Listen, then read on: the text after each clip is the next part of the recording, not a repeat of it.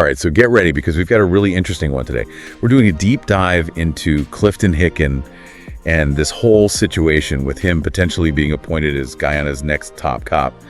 And let me tell you, the legal arguments we dug up are pretty wild. Yeah, it's actually a really great example of how much power the president actually has in these situations. Okay, so just to get everyone up to speed, we're talking about Clifton Hicken. He's the acting commissioner of police in Guyana right now. But this whole thing goes back to 2020, right? Right. So back in 2020, the commissioner at the time went on leave, pre-retirement leave, and Nigel Hoppy stepped in. But then Hoppy went on leave too in 2022, March of 2022, and that's when Hicken was appointed as acting commissioner. And that seems to be when all the legal drama started, right?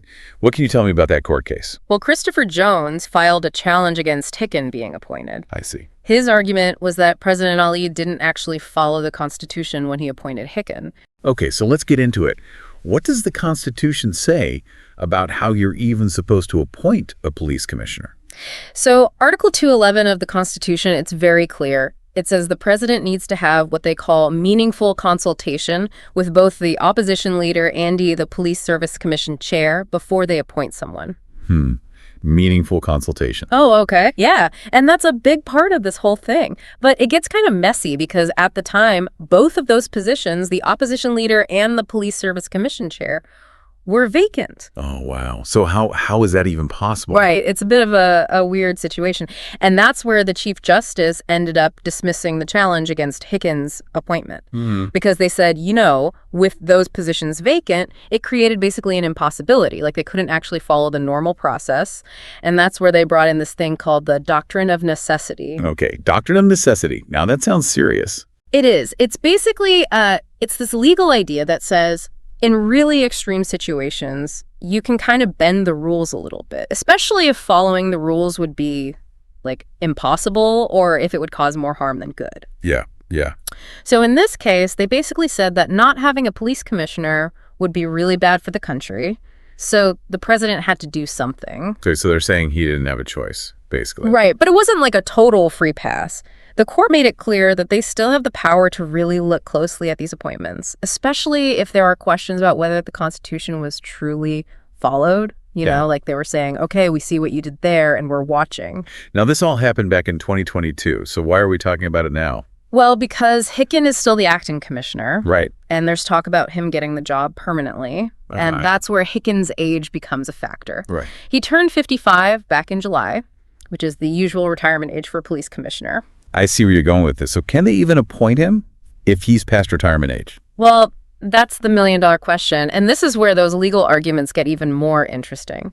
So Attorney General Nandala says that Hicken is fine because of Section 2B of something called the Constitution Prescribed Matters Act. Okay. And that basically says that the president can allow a commissioner to stay in office until they're 60 if the Police Service Commission recommends it. So are they saying there's a loophole to keep him around? Well, yeah. Nandal is saying that the president basically gave Hicken the okay to stay on as acting commissioner until they figure things out. And this was back in July, based on, a recommendation from the Police Service Commission. So they're saying it's all above board. But there's got to be another side to this, right? It can't be that simple. Oh, you know it. And that's where former Assistant Commissioner Clinton Conway comes in. He completely disagrees. Conway says that this law, this section, it only applies before a commissioner turns 55, not after. Yeah, and he points to all these past examples where commissioners had their time extended, but it always happened before they hit that retirement age. So he's saying they're trying to use this law in a way it wasn't meant to be used. Exactly. It's like, is this law about keeping someone who's doing a good job in their position, or is it about bringing someone back after they've already retired? And that's a really important difference here. This is already complicated, and I feel like we're just getting started. What about this whole meaningful consultation thing? So the court actually got into that too. The AG and Vice President Jagdeo, they both said that the president doesn't need to get the opposition leader's approval, just talk to them. And they used some pretty interesting past cases to prove their point. Okay. What kind of cases are we talking about here? So there's one involving the Essequibo Cricket Board, of all things, and then there's this other case from Mauritius. Okay. Really old case. And basically what they said is that if you're supposed to consult with someone, you can't just refuse to talk to them and then say, oh, we didn't get to consult. So both sides have to actually make an effort then? Exactly. You can't just, stonewall the whole thing because Yeah. you don't like how it's going. The court made it very clear that both sides have to try to find common ground. It's about, actually trying to make the process work, not just using it to get your way. Right, right.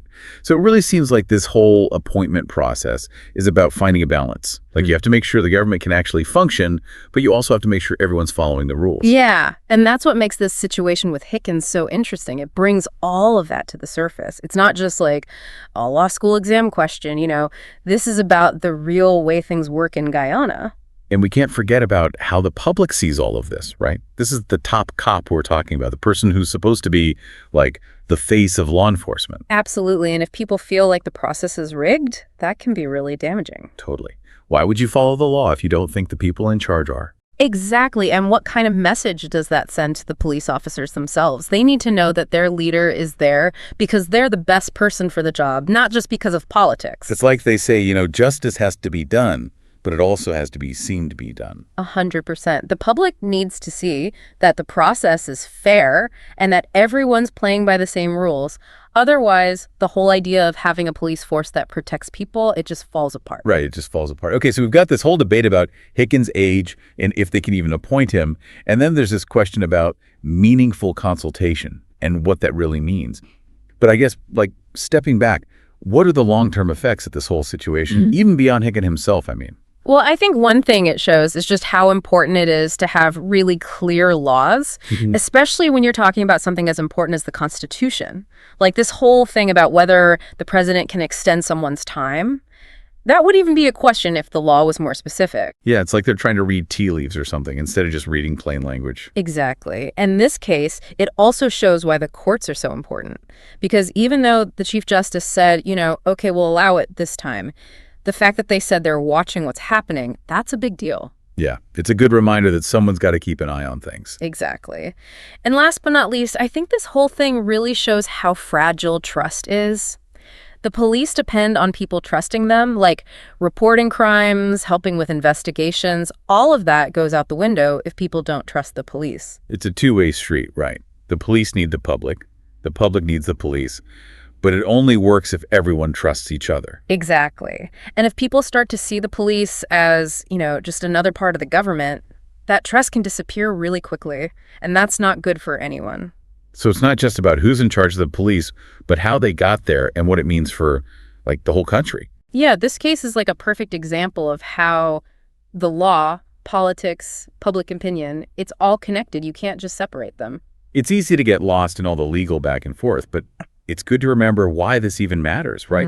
I mean, we're talking about the future of Guyana's police force and how they work with, everyday people. And that's what's so important about taking a deep dive like this, By looking at this one case, we're seeing all these bigger issues.